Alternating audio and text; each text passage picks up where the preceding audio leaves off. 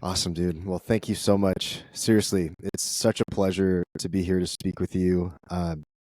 So, just to give you a little bit of a background, I started jujitsu in 2007, Hmm. and I basically throughout my jujitsu time period, I've had various injuries and I've taken like years off.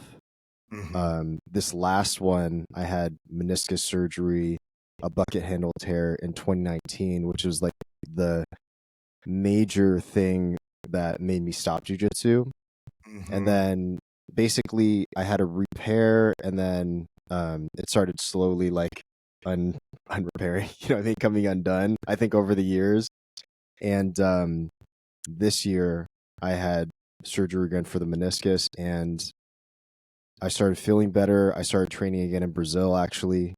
I spent 5 months in Brazil this year and yeah, slowly just started training again, and I'm purple belt, and I started, and I found this new love for jujitsu, and so which leads me to finding you. Yeah. And I was listening to BJJ Fanatics, and just kind of going through their catalog and listening to different jujitsu practitioners speaking, and Hmm. your philosophy and the way that you think about martial arts in general made me very attracted to your way of thinking, and I feel like it's very aligned and in a similar wavelength to just the way that I think and live my life. And I think there's a lot of these, I feel very grateful that you came onto this podcast because I think that there's this kind of, when you work on yourself, right, you magnetize certain energy to you, right? And Hmm. I think like I felt this calling to reach out to you and just be like, I don't know, just be humbled by you and your thoughts, and I really wanted to pick your brain, so that's why we're here right now. So that's kind of the the backstory to why we're here today. I love it. I love it. As soon as I saw your message, Hmm. it I don't know. Sometimes things like leap out at me, and I'm like, oh yeah, of course I want to do this one.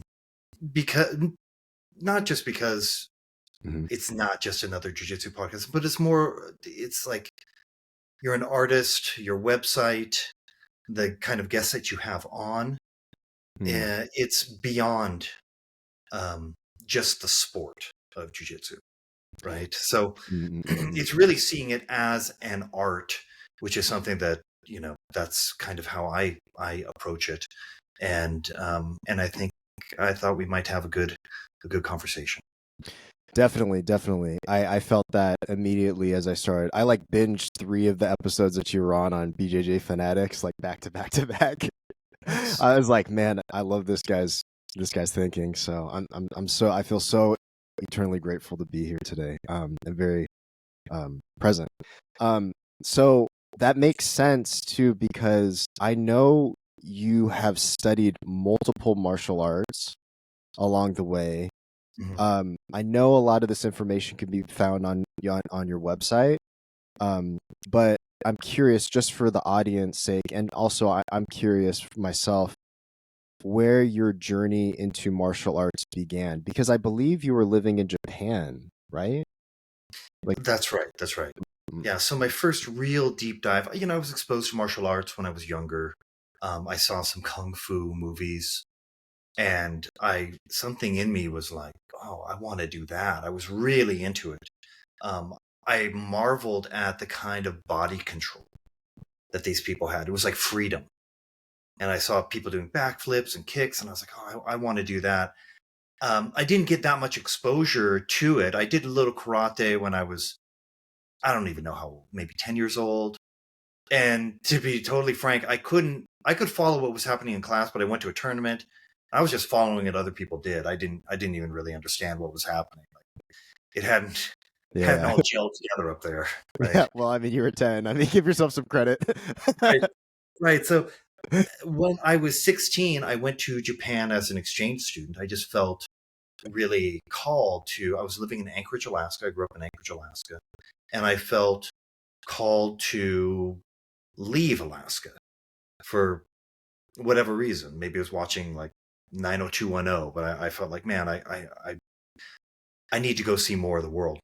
So I went, and an exchange program was suggested, and the timing was just perfect. I went to my counselor asking about maybe an exchange program. She said, "Oh, maybe you saw the signs, because there were Mm. signs in school, and maybe subconsciously I had seen the signs for that." But she said, the date has already passed, but let me call right now. And she called, and someone had just canceled an interview spot, No way. and I slid right in. So Wow. I went to the interview, and they liked me, and I actually requested to go to Sweden. I thought Sweden would Really? be, yeah, because I had this kind of fascination with Scandinavia, and then I was in blonde girls, and I thought, oh, this is where I need to be. But It sounds they like very, very much the thoughts of like a 16-year-old, 16-year-old, 6-year-old 16 year boy. old. Uh-huh. Cool, But cool. then what they did is they selected for me. They looked at my grades and like, oh, I think you'd be better in Japan. But they didn't tell me that right away. I was accepted into the it was a Rotary exchange program, and it was 6 months later they told me, congratulations, you've been accepted to go to Japan. And Wow. it was kind of mind blowing, because I didn't really know much about Japan. I couldn't speak any Japanese. It was totally out of left field. My father, who was a Marine in World War II, I have an Mm. older father, he was not happy about it. He was like, Yeah, oh, because well, right? But he was in yeah, the South of course. Pacific, and all of that. But eventually he came around. Um, and especially when he learned that I was studying like warrior arts. That Yeah. that really helped. That really helped. So I Mm. was sent to Japan as an exchange student. I got there. It was pretty challenging, to be honest. Like, a lot Mm. of input, because but I couldn't. There wasn't much output because I Mm. couldn't speak Japanese, and there were a lot of English-speaking people at my school, Are, which and is are you considered. an Oh, I'm Mhm. sorry. I was going to ask, are you a natural introvert or extrovert? I'm a natural introvert, Mm-mm-mm. but I've Mhm. trained myself to be extroverted. You know, so I can Interesting. do that for a while, and then we hit a wall, right? Uh-huh. So it Hmm. was a lot of stimulus, and eventually they said, "Hey, you need to do a Japanese art after school." And Mm. I had a couple of different options. I could do Kyudo, Japanese archery, Ikebana, flower arranging, Mm. Kendo, or I could do Judo. And I instantly said, I want to do Judo. Mm. I didn't Yeah. fully understand, but I knew it was a martial art. I knew it was kind of like wrestling. And they were like, "Oh, it's very severe. It's very tough." I said, Yeah. "No, no, I was, full of testosterone and angst. So I was I Yeah. was ready for it." Uh-huh. And so I went and I trained with it's just like a high school wrestling team. Mm. Um, Oh, and I okay. and so they brought me in. They had me do ukemi, Mm. or falling exercises, Mm-hmm. rolling, high falls, break falls, for 6 weeks before they Wow. would let me get on the and actually participate in the class. That's probably So, smart, to be honest. oh my God, I've been so grateful for it ever Yeah. since. And Yeah. I really realize how important those fundamental skills. I mean, you're basically willing your body into a specific shape, Mm-hmm. to meet the demands of that particular situation. Of And I course. realize it saved me so many times, being thrown, having to roll out of stuff. Um, and then I also notice in Brazilian Jiu Jitsu, it's like widely de-emphasized. It's people are much more attracted to the submission than into rolling and falling and how to protect yourself. Yeah. Yeah. Yeah. Exactly. Exactly. Interesting. Okay. Yeah, so I see, even today, I'll see people doing fall rolls incorrectly, like over the wrong shoulder, and sometimes I correct, sometimes I don't. Mm-mm. You can't, you can only do so much, but um, when it comes to like piercing the veil of like the mythology of Japanese martial arts, studying Hmm. judo was really good for me because I realized that it's not about secret techniques or or ancient knowledge or lineage, or it's about repetition. Yeah. So that process demystified the kind of, I mean, probably everything that you thought about martial arts up until that point, right? Yeah, I mean, you kind of have like this mysterious, like esoteric viewpoint on what martial arts are like. Oh, if I have the Mm. secret knowledge, the dim mak, the whatever, Yeah. you can like be like Steven Seagal. So I wanted to be like Steven Seagal. I wanted to That be the truth? surrounded by a bunch of guys, and then they would politely attack me one by one, and Uh, I'd be able to just just take destroy care of everyone. them without a scratch on me, right? And That's using their energy against them. that's So awesome. I knew he did Aikido. I actually wanted to do Aikido, but judo was the closest thing, so I did judo, and I feel fortunate that I did judo. Yeah. And then they had me doing the competition system. So every month I would go and do a shiai or a competition. And I had to beat a certain number of people at that level to go up to the next rank. I started at Mm. like 5th Q or 6th Q or something like that. And then I did enough competitions to, by the end of the year, I was able to receive my Shodan or Mm. first degree black belt. Yeah. And then I went back from Japan and just continued training. Of course, the judo in Alaska, in Anchorage, Alaska, was not at the same level Yeah. that it was in. We had some good practitioners, but it was a small club, Yeah, that whereas in makes Japan, sense. it was everywhere. Yeah, yeah, yeah. Yeah. So, and that's really how I got started. That I got, and I dove into the deep end in Japan as an exchange student, Mm. and it gave me an identity. I played the piano. I was into music, Mm. and most of my friends were hockey players In um, Anchorage. in Anchorage.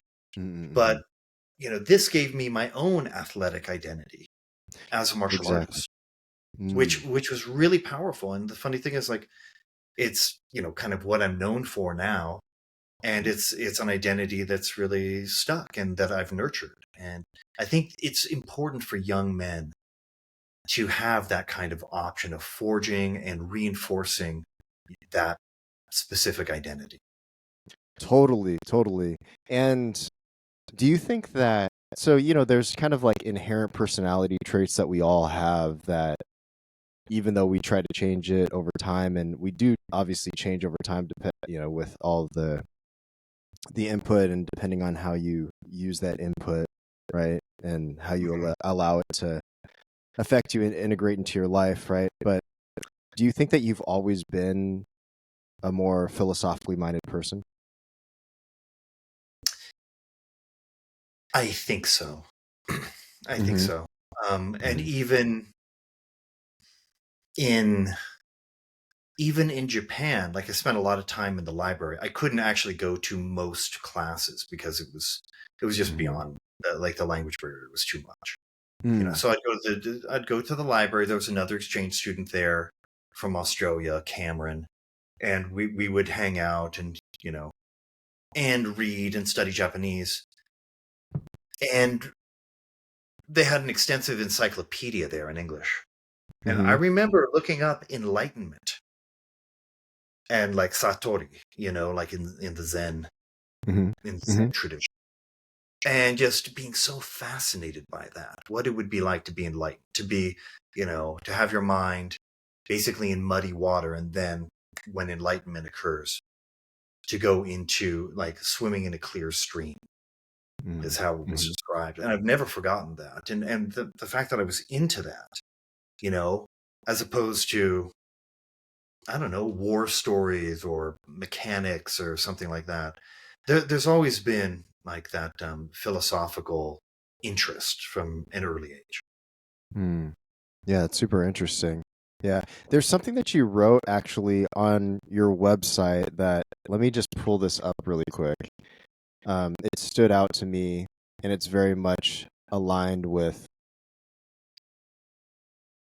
the way that I like to think about art and martial arts as well. So, do you mind if I read this to you? Not at all. Uh, it's under your biography, and it says, "Discover who you are." Jiu-jitsu reveals who you are. It shows you how you handle adversity. It shows you how to handle failure and not lose hope. A better day lies ahead if you can build on the progress of yesterday. The journey is worth every step. The art will show you that, with evidence rather than faith, that with the right alignment of timing, angles, and leverage, you are more powerful than you can imagine. And I think, to me, that speaks, like, I've been thinking a lot about just jujitsu specifically, but also, so I've just got back in jiu-jitsu, like I told you, and then I've been boxing for about 8 or 9 years, and just thinking about martial arts and the fluidity and and thinking about how these things apply to your life. I think there's a very kind of typical. It's interesting how like words enter the lexicon of thought, and for instance, how people a lot of times now say triggered. I've been triggered by this thing, right? You kind of hear that tossed around a lot. And I'm thinking about, you know, not every battle is your battle to fight. Sometimes you just need to take a step to the side and let that energy move past you. You know what I mean? And I think martial arts definitely tells you that. And I think specifically as we talk about jujitsu more, well, I mean, especially with judo, right? But speaking of jujitsu, a lot of the times you don't want to force things to happen. And I think that's a metaphor for life too. It's like when we force things to happen, maybe we don't see clearly that there's a path of least resistance. You just redirect the energy not towards the energy of the object or the opponent, but you shift it away, and it's much easier, right? And I'm curious, like, if that resonates, first of all, but then also how you've been able to apply all of your studies of the martial arts into your everyday life. Well, it definitely resonates. I feel like most people, when they're like, we're taught as young men that we need to be strong, we need to fight, we need to be able to go for what we want, right? And sometimes, like, don't take no for an answer. You have to go for it. You have to be ambitious. And unfortunately, that usually means, when you have less experience in life, force on force, right? Yeah, yeah. Someone wants you, someone wants this, and you don't want them to do that. Then you oppose them with everything you have, and you feel like, oh, that's my way of stopping them and getting my way. Your way of getting your way is direct opposition, and you're just going to put everything into it, because that's how you approach most sports. I think, Yeah, I mean, football is like head on, right? Like people are exactly. slamming directly into each other, right? Yeah, or you're crushing a baseball, or you're taking all of your energy and focusing it into one specific moment, right? The moment of impact. But later, and jiu-jitsu teaches you this, it's difficult at first. It's really difficult. Like, for example, if you get an armbar from the guard and you get stacked, I mean, when you're new, you just try to bridge your hips up as hard as you can to finish that arm lock. I'm so close. And Yeah, if I was only stronger in my bridge. But in fact, the right answer is to take your knees and pull them to the side where they don't have any base. Then you sweep them. yeah. Then you put them on their back, and then you can take the arm lock easily. But you need to prove to yourself that the force on force is not the way to do it, right? And initially you try like 3, 4, 5 times, as hard as you can. You're blocked and you fail. An experienced Yeah. practitioner will, they'll check it out. Ooh, it's a probe. oh, I'm blocked there, boom, and then they just redirect because they know what that next option is, right? Exactly. It takes experience to recognize that you have options that don't include force on force. That is an option, but it's usually the least efficient way. Yeah. Yeah. It's much better to use less energy to be able to get the same outcome, right? Because there's Yes. that option where you're talking about. So this is where it gets into the weeds for the listeners who don't practice jujitsu, but no, I want to get in the weeds. But okay, so it's like you can either use force on force, right? You can windshield wipe your legs Mm-hmm. essentially to be able to redirect the person's energy. You can Mm-hmm. grab underneath their leg, right? Mm-hmm. And Mm-hmm. then sweep them over. And so it's really interesting to get deeper into the art form and understanding that you don't need to have the force on force. And I believe that that philosophy serves you very well in life. And the other day I was rolling with this other purple belt. Mm-hmm. He's 20 years old. He started training when he was 15. Mm. He's lighter than me, probably like 20 pounds lighter than me. Um, but his fluidity and the way that he was able to redirect his energy and get into different positions. Well, I mean, we were just flowing, right? But I could tell, like, man, he just does it in a way that's so seamless and fluid. Mm-hmm. And I was talking to him after, and he was so humble. He was like the most humble 20-year-old person that I've ever met in my entire life. And I was just like, man, I'm just trying to be like you. Because when I was your age, the reason why I got hurt so much is because I would do the force on force. Yeah. And I realized that actually the more humble you are, the more that you can actually learn, because it's not about egos fighting egos. It's about developing a skill. It's about getting better, And if you Yeah. get hurt, well, first of all, you're not going to get better because now you have to rest that injury and that those injuries accumulate over time, right? Mm-hmm. And I mean, I think that's just a metaphor for life too. It's just, you don't have to, you can step to the side, you can be humble and recognize like, look, this is not my battle this to fight, you know? Maybe it's better to take a step back and listen. And that could be an everyday thing, like in conversation with someone. It's like, oh, I don't know about this subject. In fact, I don't, it's impossible to understand everything about everything, right? So if Mm-hmm. someone's an expert in something, take a step back and just and humble yourself, even if they're like way younger than you, and listen. Do you? Yes. Yeah. Yes. Right. Mm, Right. So I mm. think our ego, I'm so glad you brought up the word ego. Ego, it wants to defend, that we know something, that I wanted this one thing and you're thwarting me from it. There's another martial art. I didn't study this directly, but it's, the Japanese jiu-jitsu system I trained in, Seibukan, is Mm. from another art called Hakuryu. And it's kind of an Aiki jiu-jitsu system. And they charge a lot of money for these like upper ranks. They show you techniques, but Is it a grappling art or is it? it is a grappling art. It's a grappling art. It's related to Aikido.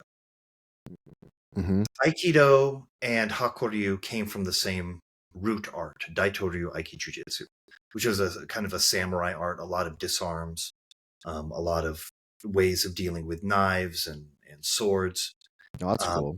and a lot of small joint manipulation, wrists, and it's really good. It's pretty good, but at the highest level in Hakuryu, they give you one concept, and I know the concept. It was told to me. And you're paying like $5,000 for like two techniques and a concept. Wow. And the concept is awareness.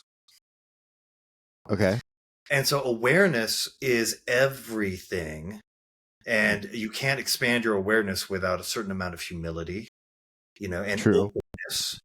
And the greater your awareness, we'll go back to that to opposing the force on force, sometimes it is the most efficient path, because jiu-jitsu is just ultimately another form of energy conservation. It's a method of energy conservation. So you can apply the right kinds of energy to specific tasks, and then you have leftover energy for other stuff, and maybe you can give that to other people, right? So sometimes the most efficient way is like before somebody gets started attacking you, you stop them right away. Sometimes, blocking them very, very early is actually the most efficient way. So sometimes that is the right answer. Sometimes they have so much momentum behind their attack, it's like, okay, now is not the time. I want to step to the side and then redirect. Sometimes, if they do a specific thing, let's go back to the arm lock. Sometimes if they stack you on your back, you can sweep them to the side. Sometimes if they stack you on your neck, it doesn't work as well to sweep them to the side, so you actually spin underneath, and then spiral out, and then take the arm lock. So it depends on the situation, and the greater your awareness, the more options you have, so you can just tailor fit the solution. Right? Exactly. So that's what we want to do. We want to increase our awareness of our technical options, and when we hit that wall of resistance, then we just change direction and start exploring other options. It's frustrating at first because you don't know what the other options are. Oh, you mean at first when you begin the process? Yeah, or when you begin in life or in jiu-jitsu, you don't really understand all the options. So you're like, you're kind of lost. Well, that didn't work. Now what do I do? Okay. And you're not sure, but that's why you have a teacher. Exactly. And I think that in this way, as this applies to life, I think that being okay to fail will actually lead you to the greater success. You don't always, in jiu-jitsu too, it's like, I think at the beginning you're trying to hunt for that 2 or 3 submissions that and you're just hunting for that, that specific thing. And I think what you realize is that if you let go, and also, sometimes when you're in positions and you hold on, then you get rolled over, right? But knowing when to be a rigid force, when to let go, and then they roll, and then now you're suddenly like on top or something, right?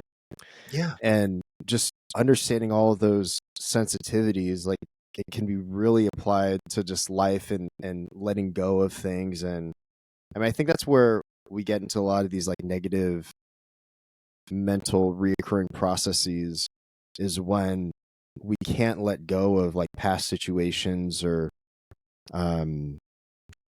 we just allow, the metaphor purgatory enters our brain, and we're just constantly replaying the same thing over and over and over. That is a hell. And I've been there before. I've been in that hamster wheel mental loop. Can you give it an example that you're comfortable with? Or?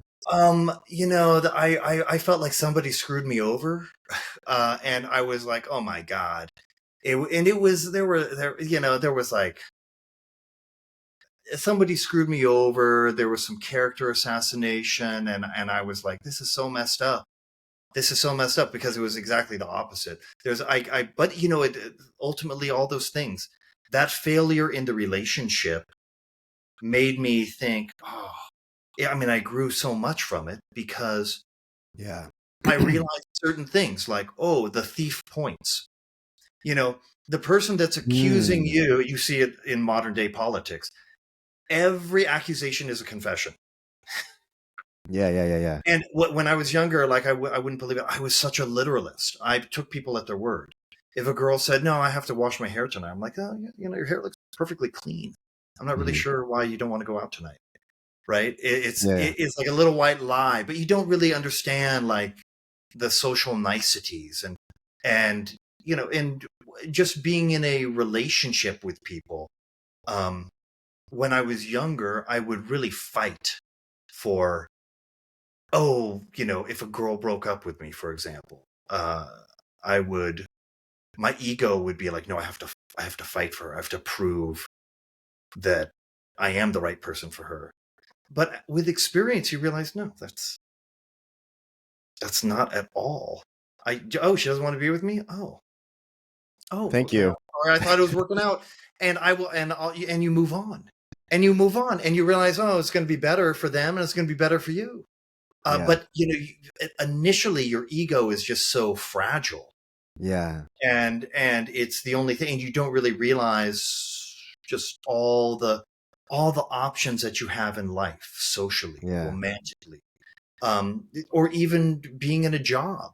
I've been in jobs where I felt like I was clinging to it.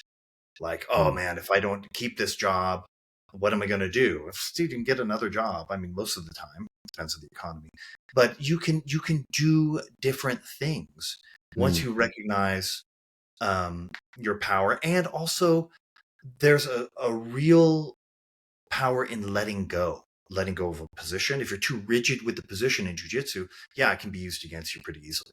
Right. Same thing with relationships, same thing with professional standing. But the when it's time to let it go fully.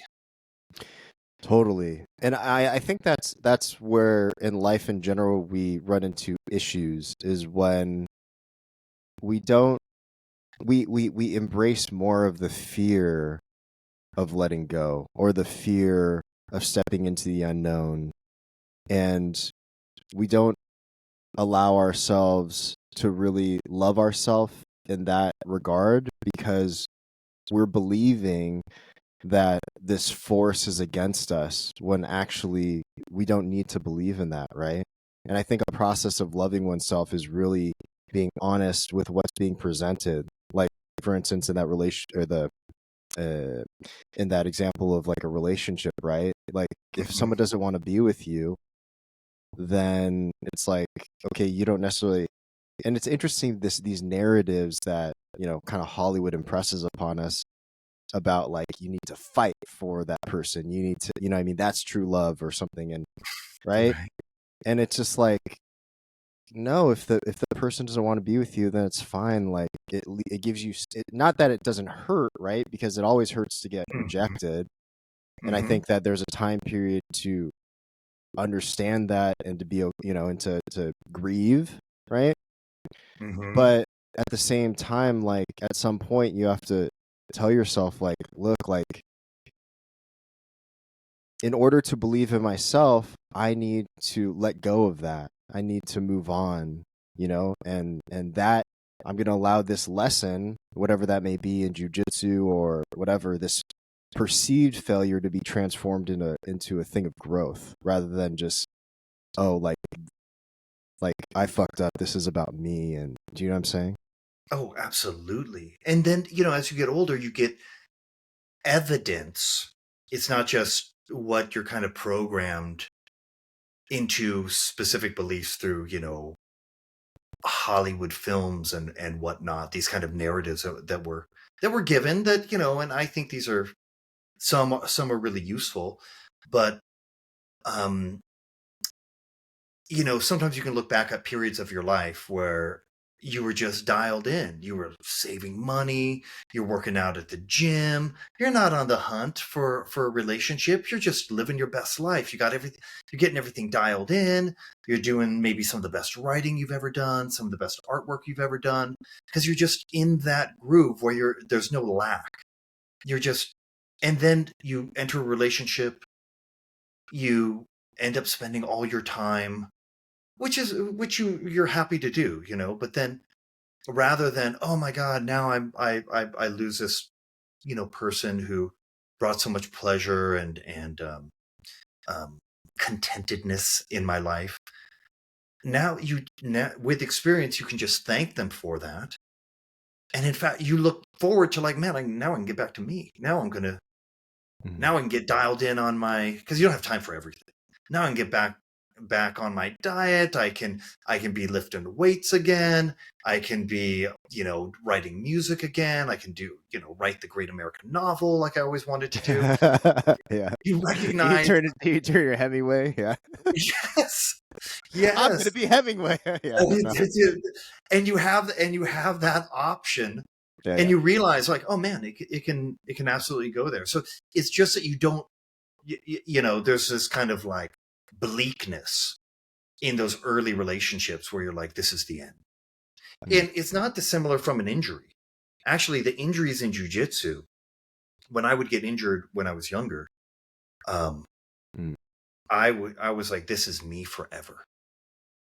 Now Oh, interesting. my knee is that I'm going to have this pain in my knee forever. This is the new me. I remember thinking of that. Yes. It's very relatable. Okay, and then how did you get past that? Wait, Oh, have you you had realize, oh my God, I've had so many injuries and so many injuries in so many different parts of my body. And over time, you realize you won't even remember that injury. There'll be some other injury that you're focused on. And mm, you will forget that you even had the injury. If someone brings it up, like, oh yeah, I did. I hurt my knee real bad that time. I was rolling with that guy and he did this weird move and my knee popped twice in the wrong direction. Oh man, that was a dark moment. But you just forget about that. And it's not you. It's you for a little bit. And then I see. you will regrow, you can, and then you have experience. You Mm, know, like for example, you can offer solace and wisdom to someone else who suffered an injury. You can mm, give them advice on how to get through it. You can give them advice, hey, I know you can't train right now, but come to class anyway. Watch. When you are not when you're not involved in the struggle yourself, you can watch some of the other players in class and you'll be able to see what their games are like, what their tendency is in a mm, different way. Because when you're yeah. rolling in class, I mean, you're just involved in your match, right? Mm, mm, mm, So then you actually have a leg up on people mm. in your training environment. Um, Yeah, that's a good way to look at it. absolutely. And then when it's funny, like looking back and that little melodrama I was involved in, um, years ago. I mean, dude, so many years ago now. But I gained so much from it. It was dark at the time, but somebody else actually reached out to me because someone had written something in the newspaper about her Mm, that they were trying to. She was a kind of Ayurvedic practitioner, and they kind of wrote this thing that she thought put her in a bad light. And I was like, "What are you talking about? mm. They're just taking a humorous take on their interaction with you. This does not reflect Mhm. negatively on you. You I you can see. actually coach people through." And be like, no, I mean, she thought it was the worst thing that ever happened to her. I was like, this is What kind of nothing. practitioner? Like Ayurvedic, kind of like a traditional Indian. It's like Oh, traditional Chinese medicine, but Indian instead. okay. I wasn't familiar. Okay, Yeah. cool. Interesting. So she was into yoga, healing, and herbs, and all that stuff.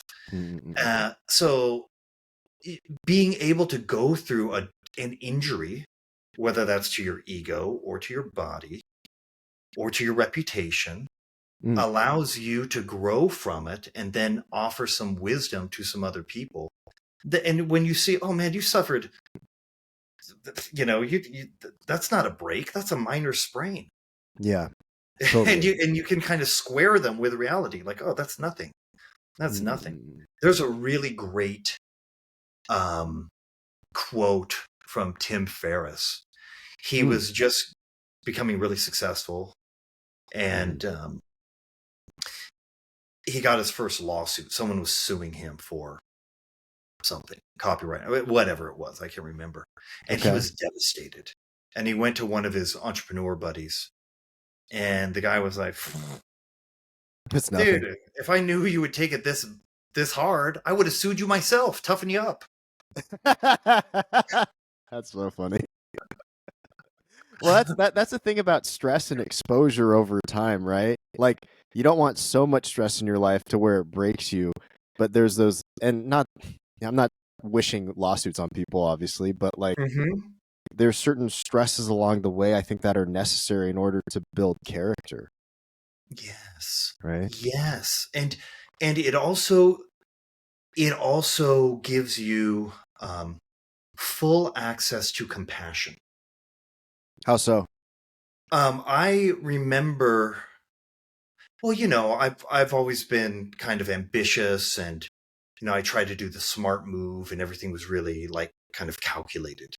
But then shit happens in your life. Sometimes it's not your fault, and something bad happens. Something, a car accident, whatever. Something bad happens, Yeah. and when you kind of have a charmed life and you make all the right moves, you tend to attribute your success to how smart you are in making all the right moves, your wise decisions, Yeah. Yeah. right? And then if there is something befalls somebody else, some unfortunate incident, you're like, well, it's because they did this. There's very little sympathy. It's more like, oh, they kind of deserve it because that happened. Yeah. But when something bad happens to you, you realize, man, there is a lot of just bullshit that happens. Mm. And then when someone has something tragic happen to them, you're going to be the first one to give them a hug and just listen and not blame. Totally. No, totally. And I relate to that a lot. I remember when I was in my early 20s, at that point in my life, I mean, I've been through certain things prior to that, but at that point in my life, I wasn't as, I was a lot more selfish, as probably most people are in their early 20s, right? And I remember one of my Brazilian Jiu Jitsu teachers telling me about how in the past, I don't know, maybe like 10 years prior, his wife left him and took the kids and blah, blah, blah. And I just had nothing in my brain to relate with that. And so I just stood there and I was just like looking at him and I was like, and he's like, you're very stoic. And I remember him saying that. And I think, so one of my director friends says, what's the note behind the note, right? What's the subtext of the conversation, essentially? What's the note behind the note? I think the note behind the note in that conversation is like, you are not giving me the courtesy of the validation of the empathy that I need in that moment. Yes. And so I look back at that and just all the things I've been through in my life. I mean, I've had divorce, and that period of my life really changed me and made me a lot better of a person, and and just various other things, different relationships I've been in and whatever. And I'm just like, man, I probably would be in tears, like if you told me that now, because he was really, I think he was trying to confide in me as like kind of this like older figure trying to bestow some wisdom upon me and telling me about his journey, and so, but at the same time, if you don't have anything to relate with, and especially when you're younger, it's just, you're kind of like, you're stone. You're like, oh shoot, I don't know what to do with this, Yeah. I mean, it's a little bit of pearls before swine, because it just like can't relate to heartbreak and the kind of things that kind of took the kids. I mean, that's just like a knife to the heart for anyone. Totally. And I like the note behind the note. What is that? That's really good, because people, we use language, but the language is like always bridging that gap between socially acceptable and polite and what they really want to, the emotion that they want to convey. It's always Yeah. And I feel like, I'm pretty sure you said this in one of those BJJ Fanatics podcasts, but you were talking about humility and sparring, and you said something about this kind of idea of the note behind the note, right? It's like, what does everyone want at the end of the day? And you said something to the effect of just respect, right? Is this does this resonate at all? Oh yeah, absolutely. And then so the way I took that is like, it's true, and I think like when you present the energy, like I've been going to a bunch of new gyms, like I trained in Brazil for 5 months, I trained in Peru for a month, and then now I'm in San Jose, California for the holidays. My family, I'm originally from here, my family's here, and so I've been to like 5 different schools in this area. And I'm literally just like, when I train with new people, I'm like, look, like, can we just flow? You know, like, I'm just here to learn. Like, and, you know, I Yeah. took a lot of time off, and I don't know, you know, and people are like super cool, and like, it's just like, it's so funny because I compare this to my energy when I was really young. I remember going into competition, so I did Pan Ams and Worlds and stuff like Hmm. back in the day. Yeah. And like, I remember like thinking to myself, this idea, kill or be killed.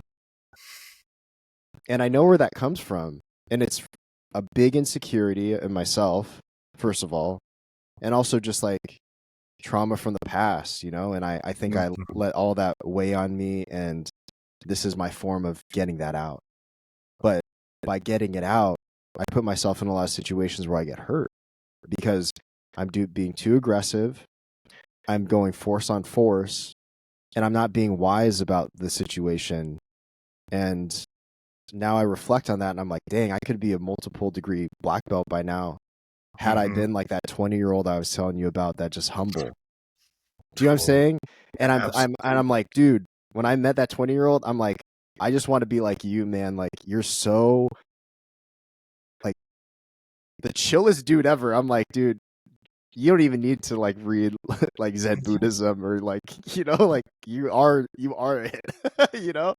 Right. And that kid probably is chill because it's not like, oh, I'm putting on my Brazilian Jiu Jitsu identity.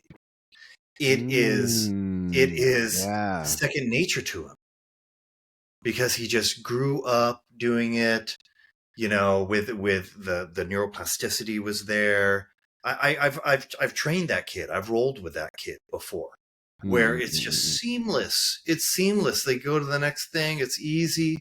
They don't need to like power it, Yeah. and and then they're like, oh yeah, this is just is what I do. It's like they have a size 10 shoe size. It's like, oh my god, you're like, oh, you have a size 10 shoe, Yeah, and they're yeah. like, yeah, I have a size 10 shoe. This is there were. It's not that they were born that way. It's just Yeah. how it's the result of, It's like of in their their DNA. yeah of their natural growth process.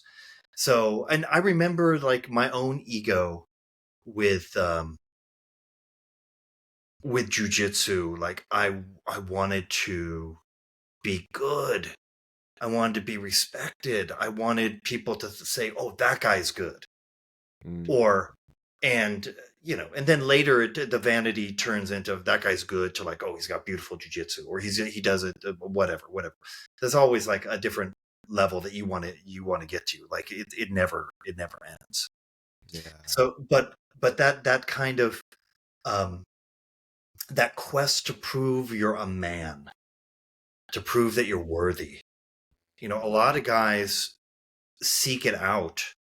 And luckily we have a healthy outlet like jujitsu to seek it out, Yeah. where and it's not the end all be all, but at least it's a relatively healthy outlet. A lot of guys, you as a man, we have all these energies inside of us that need to, make a dent in the universe and show that like, oh, I'm ready to step up in the tribe. And usually there are rites of passage in like traditional societies, but we Yes. don't really have those. So what are you going to do? I mean, you can get drunk at 21 and you get your license at 16, but we don't really have that kind of pain initiation. We're not sticking our hand into like a hand woven bullet ant mitten, to show that we can take the pain. Yeah. Now That's we're wild. allowed to marry. You know, Yeah, yeah. Yeah. it, right? And Yeah, so yeah. we do it, and honestly, a lot of these, to not to go too dark, but a lot of these school shooters, Mm. it's misdirected. It's misdirected male rage and angst at wanting to be somebody, be seen, be recognized as being, as men, we want to be seen as capable and deadly. Mm-hmm. But jujitsu gives us an avenue where we can exercise that in a very safe and repeatable manner. We simulate basically killing people, Mm. Yeah, yeah. I but mean, it what is. Yeah. Is what it is. I mean, And you, we you, take you choke war. someone long enough, they'll die. I mean, Absolutely, that, absolutely. that's what it And is. and we Yeah. take war and transmute it into play. But people Yes. that don't have a technology that allows us to transmute it, they just will step right to war. Mm. And if there's no Yeah. external enemy, they will see an external enemy. So this is why jujitsu is one reason I really feel good about dedicating, you know, my life to jujitsu is because it is one of those technologies that can transmute those Mm. energies that we have. Mm.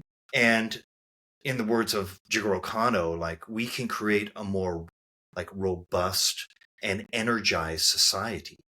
A Mm. well-armed society is a polite society. But wouldn't it be great to arm yourself without arms? Yeah. No, I fully believe that. Yeah, and I think that has to really come from the confidence and the knowing and the stress of knowing and like there's this kind of like negative idea around stress, right? But I mean, even if you think about working out, like with lifting weights, right? Mm-hmm. I mean, you're stressing your muscles, they tear down micro tears, and then they rebuild, right? And I think that's a beautiful metaphor for just um, understanding that small amounts of stress over time can be good. Too much stress will break you, right? And break your spirit. Absolutely. Absolutely. Back in the day, I had this training manual, and it was, they referred to Russian weightlifting methods, strength. Mm. And Mm-hmm. they, Wrestle with the bears. Russians referred to like the stimulus Uh-uh. as an irritant. And then the organism will respond and grow stronger because of the irritant. Mm. Whether you call it an irritant or a stressor or a stimulus, whatever, it's, stimulus response. So if you can just, it's all about the right ratios. you Mm. know it's the arousal curve for your body. In art, you have the arousal curve where it's like, if it's too simple, it's boring. If it's too complex, it's chaotic. So you want to Mm. hit that sweet spot Mm-hmm. where it's interesting, but yet there's a little bit of repetition and predictability, but not too much you know Mm. so, and that's why I like the modern, like a pop song is that format. It's like, it's predictable, and then you go to the bridge where it's a little bit different, you get some variety, and then we're back. Yeah. And it's like, oh, this is the familiar pattern that we like. So it's all about finding in athletics, like that sweet spot with the stimulus where we can grow from it. Mm. But if you do too much, like a couple weeks ago, I did too much. I was in the weight room, I did legs, and I said, "Oh, I'll just do like a couple deadlifts," and I messed up my back, and I was like, "Oh, that was stupid. I did too much." Mm-hmm. Mm-hmm. And like when you're younger, you don't know what too much is. That's for sure. You have to like hit that wall Yeah, yeah. hard, and you're like, "Okay, that's my limit." But as an older athlete, you've had the injuries. You avoid the situations where that injury is likely to occur again. Yeah. You know, I'm not going to do the 11th round sparring. You can get injured when you're super duper tired. Uh, Yeah. or in the weight room, like we, as an older athlete, we have the capacity to mentally push ourselves Mm. to pass that limit. Like, we have that mental strength. When you're younger, you have the physical capacity, but you don't really have the mental strength That's to true. like through it. So it's all about finding that sweet spot. And it's difficult when you're young. That's why we need mentors to like Mm. show people, okay, you're going too far. And why we need etiquette in the gym. It's like, respect the tap. You don't know what that person is going through or what they're feeling, you Mm. know, and Totally. respect them, and that safety and respect will be given back to you. Totally. Totally. So you brought up a really good point about mentorship, and I do want to ask you about your mentor in Brazilian Jiu Jitsu, Roy Harris. Hmm. Um, And I also want to ask a more practical question about what you do. Like, do you do mobility training or, things to essentially nurse like past injuries? Mhm. But maybe we'll start off with Roy Harris because I didn't know this, or I hadn't known this, that Roy was a student of Bruce Lee. Is that right? No, no, Oh, not oh, oh, direct. but he studied Jeet Kune Do. He studied Jeet Kune Do Mm. deeply.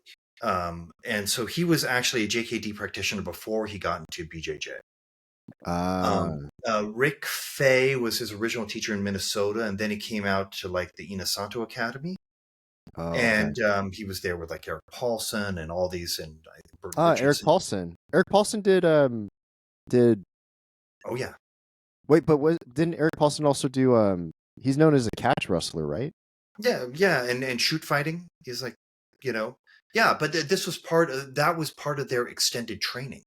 Mm. Being students of Danny Nasanto, and Yeah. then they continue their own training. Roy Harris ended up getting deeply into Brazilian Jiu Jitsu, and the whole catch and I mean he's really like a Shuto king, Shuto with Eric Paulson, um, and he Cool. competed over there in Japan and did all of that. So Roy Harris was a JKD practitioner, Mm. and he was very good at punching, kicking, and knife fighting.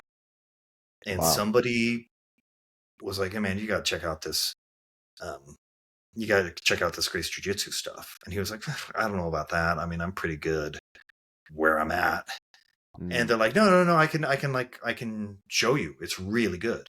It's like, I don't know. So I guess I think it was in the parking lot at the Inasanto Academy. Okay. They actually they went at it. Um, Roy Harris and I forget who the other person was, but the guy like took Mr. Harris down, choked him out.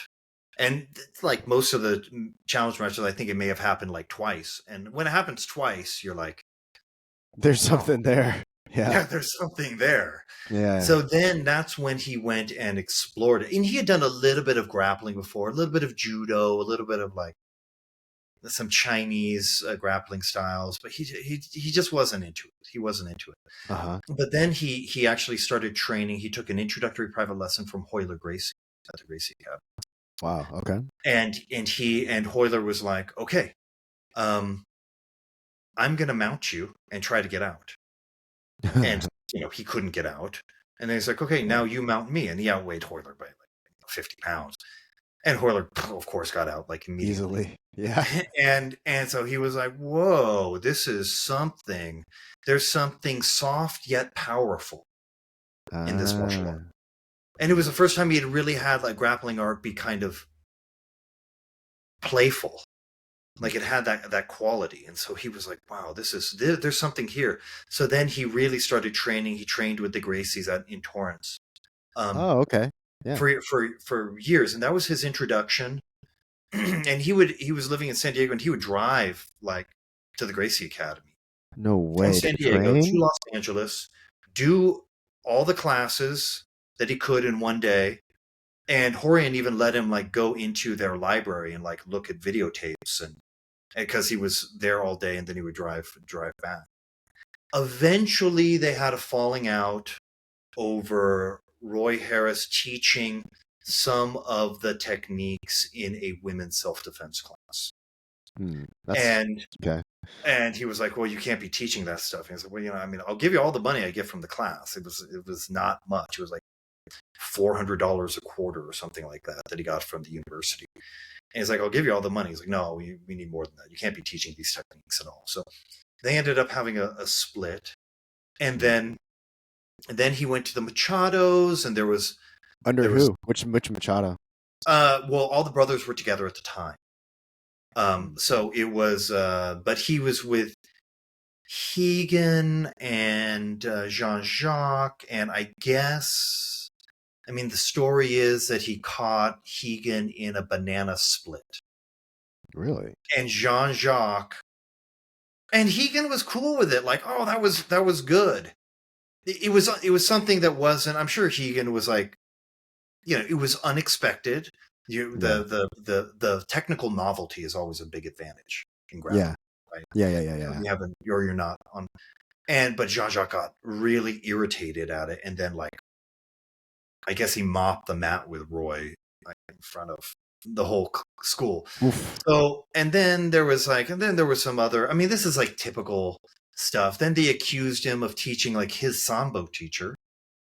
Mm. Mistress had a sambo teacher, Nikolai Baturin, and so Uh-huh. that's how he got into leg locks early on, way before the leg lock revolution with Dan and Gene Lister. Roy did. Yes.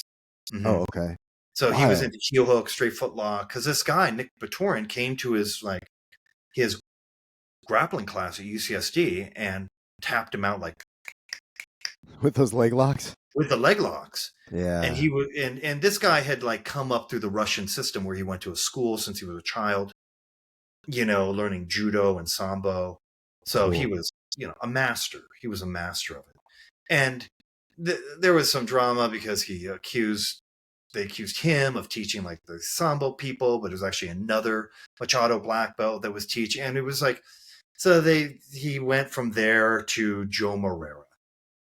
And then Mm. Joe Morera, he got phone calls from the other Brazilians like, oh, I don't know if you trust this Roy Harris guy and la la la. And he said, you know what? He's my student. I will give him a chance, and he's okay with me. And he Joe Morera took flack from a lot of people. He trained Kimo Leopoldo. He trained Marco Huas. Mm. Although he looks at Marco Huas as kind of like one of his coaches too, an MMA coach. Yeah. So Uh-huh. when it comes down to it, he had actually a really rich and varied background from traditional Gracie Jiu Jitsu That's to cool. the exposure through the Machados and then the mastery of Joe Morera. Mm-hmm. And that is who he continued to receive his belts from. So like, and just to say like what we look at as trials and tribulations and dramas in the moment actually can lead to like a really rich technical palette. And there's no bad blood between any of those guys. Years ago, like Jean-Jacques Machado called up Roy Harris, and they talked. I did an interview with Jean-Jacques for That's this cool. the Groundswell project that I'm working on. There's no bad blood. You could, all that stuff is like way water under the bridge. It's just like old kind of like ego stuff, I mean, it is a very, especially during that time, it was Dude, it was very like the like, mafia. It was like the mafia. Oh, you yeah, it can't was, train that person. yeah, there's that. And it's also a very aggressive, like, I mean, although there's a softness to it, but I just remember training back when I first started training, like in, 2007, 2008, around then. I mean, I know this is like predating that time period, but I remember, so actually my first coach, so I actually found out about Brazilian Jiu Jitsu through a Kempo karate school that I started Mm-hmm. training with when I was 21. Mm. 21. And this Kempo karate school had a guy that was like a blue belt or purple belt that would teach some classes. And I'm like, what's this jujitsu stuff? And then so I started doing it and getting tapped by like all the children and like, everyone. Just like, like a 14-year-old kid was just like choking me unconsciously. And then and I was like, ooh, I kind of like this. I mean, this is wild. Like this actually feels like fighting, And so I started learning from them. I was there for 4 months. I did a competition, like a grappling competition, but it was within like their kind of Kempo karate thing, and there was like black belts and stuff. And I was a white belt, and I was like choking out everyone at like black belt level. But this is black belt in Kempo and stuff. You know what I Yeah. mean? Uh-huh. And then I was like, oh, I think like this. I'm good at this. I don't know, whatever that meant, right? Mm-hmm. And then I went over to the Brazilian Jiu Jitsu club at Cal State Long Beach because that's where I went to school at. Mm-hmm. And I studied under Eddie Martinez, who is a black belt under Bob Bass. Do you know who Bob Bass is? Oh, yes. Oh, yeah. Yeah, so Bob Bass. And I remember, so Bob Bass, for the listeners, and also just for context for the listeners, like the lineage of these things is a very important aspect of Brazilian Jiu-Jitsu. Like everyone wants to talk about like the lineage and, where you learn Jiu-Jitsu from and stuff like that, right? But so Bob Bass, for the listeners, is the first black belt under the Machados. That's an American. That's right, right? Mhm. Yeah, Mhm. but one of the dirty dozen, as we refer to it. Yeah, and I remember. Do you remember Chris Howder? Oh yeah, of course. I remember Chris Howder came and rolled with me one time. I mean, he didn't come just roll with me; like he was at the jiu-jitsu school and at the jiu-jitsu club. And I remember he was doing this like gator roll thing, and he hit me with it like 4 or 5 times, like a gator roll takedown thing. I don't even know if it's called that, but it was like this thing where he rolled, and I was like, "What the fuck, man?" I was so like frustrating. Anyways, but so I trained with Howder. I trained with him in his garage, um, and like Bob Bass at South Bay Jiu Jitsu back then. And so that's the first school that I started training with. And then I went over to Atos, and not in San Diego, but in Long Beach Uh-huh. under Kevin Howell. Oh yeah, for Mm-hmm. sure. Kevin Howell, who was originally under, I think, Leandro Lowe. I don't know his exact trajectory, but now he's under Galval, obviously because of Atos. He may have been under Saulo Ribeiro because he helped write Jiu Jitsu University. Oh yeah. Uh huh. But he may have. I can't remember exactly. Mm-hmm. Well, I know that they've trained together and stuff. Yeah, but Yeah, I yeah. mean that like what you said there about Chris Howder hitting that technique on you, and you're like, oh my god, this is Yeah. that is like good jujitsu is humbling or frustrating and inspiring. Frustrating in that you don't know the counter to it, you don't know it keeps happening to you over and over again, and yet inspiring because like I could do that to someone. Mm-hmm. you Yeah. know so Yeah. it's like it's this funny duality to it where it's like you want that, but in order to get that you have to go through the humbling. It's so true. It's so true. And so okay, so I'm really curious about like because you've studied all the like multiple martial arts Mhm. and like was there how do I say it? I'm sure you've learned something in each martial art that informs you on how to do the thing that you're focusing on currently, which I'm assuming is Brazilian Jiu Jitsu, right? Because you're teaching and everything, holding seminars and such. Like, I think that that process is really interesting to study a bunch of martial arts. First of all, it's relatable for me, but just in general, because kind of like that thing you were talking about, Roy, like learning all the leg lock techniques Mhm. in Sambo from a Sambo instructor, right? Mhm. Like, just for context for the listeners, leg locks kind of in the more or less earlier phases of jiu-jitsu were kind of seen as like dirty techniques. Like, like a lot of people like shun them a bit, right? Am I saying that right? Yeah, seen as kind of cheap Yeah, because you yeah. don't have to demonstrate the mastery of guard passing and control. Exactly, exactly. So I think that there's something. I mean, this could be in like religious religions or anything, and kind of being in a group of people that all think the same or something. That ideas start becoming like self-referential, and I think Mm, that it behooves us just in order to become wiser as people to like understand different ways of thinking, and I believe that those different ways of thinking and understandings can really lead us to a greater path of empathy. mm. um I don't know what the question is there, but I don't know, that's just what kind of came up right for me right now. Well, if I could riff on that, you mentioned like multiple martial arts, but Yes. I never thought I would actually be like a professional martial artist. Mm. I actually thought I would be a film score composer because Film I score was composer. yeah, because Oh, I because was your piano background. yeah, I was a pianist and I was Okay. writing music in high school, and everyone was like, "Oh, you're going to be doing that." And I actually went to school, but I put college off for a little while because I just wasn't serious enough about it. Mm. And I Mhm. went and pursued this martial arts thing where I'm living in a dojo when I was 21, and then I started doing, I was doing, the Aikido and working for the government when I was like 19, 20, trying to raise money for my martial arts dream. But I actually thought I would be writing music or be a music producer or something like that. When I went to UC San Diego, I did a interdisciplinary degree on computing and the arts, and I specialized in music, computer music. Oh, cool. When I was, and when I graduated, I got a job as a like sound designer, mixing engineer Oh, for cool. a post production company, Hmm. and like all of those arts inform my martial arts as well. I mean, there's Makes sense. all kinds of lessons from, dude, you can't be sloppy when you play the piano. Technique, precision, proper fingering. Yeah. All of these are critical. They're the baseline, right? Yeah. And when it comes to doing martial arts, like that level of precision Mm. is not always, some people exhibit it, but when you practice a piano, I mean, dude, it's repetition.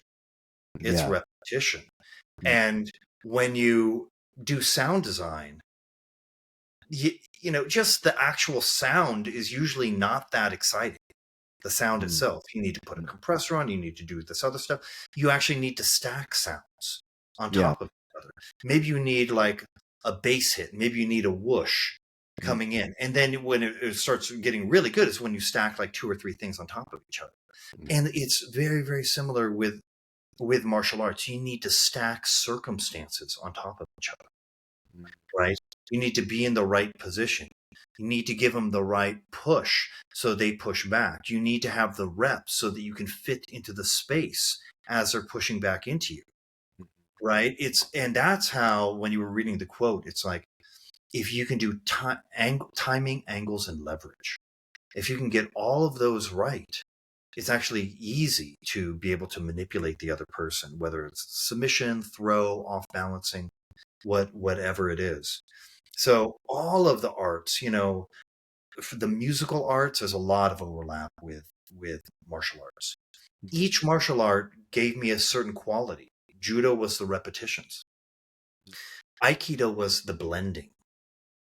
The blending. Japanese, yeah, blending, right? So most people with the force on force, you know, they just, you know, oppose. But there, if you want to take advantage, you have to like have a low resistance and then slip to the side, right? Oh, yes. It's the yielding. It's the blending with their energy. So you can add to and redirect. I see. I see. And Yes. you know, Aikido is a form of jujitsu, but um it's like there's too much blending, I right? see. I see. For practicality. However, as a training methodology, it really shows you how to blend, how much you can blend and redirect. Because in Aikido, it's more cooperative. You know, they attack you, you go with it. They're not trying to resist you immediately. But in Brazilian Jiu Jitsu, it's hard to tell people to blend. It's hard to tell people to yield and let the person do it Yeah. because they don't really know the pathway where they can turn and, you know, sweep the person or get behind them or reposition themselves. So it seems like you're just losing. But if Yeah. you get good at the yielding, and you know, really really good players in jujitsu, they can just kind of, you know, it's like you see some guys, they just kind of play defensive. They Yeah. kind of play defensive, and then they do a sweep, and then they might like take advantage and tap the guy. But Mhm. that takes a really high level of skill Yeah. and Exactly. a Kind of good playing possum or something. yeah, right. And you're not trying to get the jump on the guy. You're just trying to like hold out for your moment. It takes a high level of awareness and it takes a high level of sensitivity. And the sensitivity is like your ability to read and feel pressure. That's a straight Mr. Harris quote. The ability to read and feel pressure. And so that's why you can do jujitsu like with your eyes closed, because you can feel Totally. where Yeah. the energies are, and when there's a a relief in the pressure, and that's your moment. Maybe you fill that gap. Maybe that's when you reposition your arms or something, right? So that kind of sensitivity, and I mean, like, that sensitivity also applies to musical arts. If you don't have any sensitivity, it's just one volume, thus all the time. Yeah. For Loud. sure. We like For it sure. loud here. Yeah. So, You're gonna turn it up to 11. and some people, that's how Yeah. they do their jujitsu, you know? That's how I used to do my jujitsu. It was always at 11. There's nothing less, and that's what got me hurt. I mean, it's speaking of that really quick. So before I forget, like, what are the practical things that you do? And maybe this, helps people that are listening to this. Just, if you've had injuries, like treating them, nursing them, and like, do you do a lot of stretching before training, or do you like what's your kind of those rituals? Yeah. Dude, that's a really, really good question, because this kind of practical advice is what will keep people on the mat for a long time. And, Yeah, I did not understand when I was 19 doing Aikido, and these older guys would come in and and they would do this stretch. long warm up. And I would be like, what is this? Let's You're, go. you're like that. That's for old people. It was totally unrelatable. I was like, whatever, let's, throw me. And now, Just I throw me, mean, dude. just throw me. Let's get on with it. That's what I came for. Yeah, I love that. Now I have to be very judicious in, like, how I use my energy and how much I train. These days, okay, so I turned in December, I'll turn 51, right? So it's been a long road of athletics. And when I was 35, I started getting into Ashtanga yoga. And I did Um, Ashtanga yoga for, I wouldn't say seriously, but I put some real energy into it for several years. and what's the difference between Ashtanga yoga as opposed to other forms of yoga? Well, Ashtanga yoga is um, is a style of yoga where they have a set sequence of techniques, and they do the same, at least at level one. They have different levels. Level one is, hard enough for this lifetime for me. So it's considered kind of maybe the most challenging or difficult form of yoga. Some people call it power yoga, because it's very athletic. There's a lot of It requires a little bit of upper body strength because you're doing a lot of chaturangas and, like, push up dog, down dog. Yeah. It emphasizes the forward fold, so bending at the hips and being able Mm, to touch your toes, mm. from a variety of positions. Not as much, like, less twisting and more like forward folding. Yeah, hinging. And yeah, I use it as a diagnostic. So where it's like, okay, you do the right side, then you do the left side, and you do the same set of of poses every time you do it. These days, I do a modified. I just do kind of the opening series if I'm going to do it. Yeah. I don't do the full class. So occasionally, I will do the full class, but most of the time, I just kind of get up in the morning, have some coffee, and then we'll do like this 30-minute Ashtanga yoga That's segment. awesome. Yeah, Yeah. it's really good. Ashtanga Bikram yoga also uses like the same set of poses. And Hmm. there's a power in doing it over and over again. One, you get better at it. You can diagnose, oh, I'm tight in the right side, I'm tight in the left side today. You can Hmm. gauge your progress. Whereas if you just go to a yoga class at, like, LA Fitness or 24-hour Yeah. Fitness, you might get a great teacher, Mm. but maybe you don't. Yeah. And that you're doing whatever that teacher wants, and Mm. that you hold the pose as long as they want you to. And sometimes they're inconsistent. You hold it a long time on the right side and very short on the left. And there's a lot of variation. Mm. But when you do Mhm. Ashtanga, you're getting the same thing over and over again. You know what you're going to get. It's Yeah. standardized.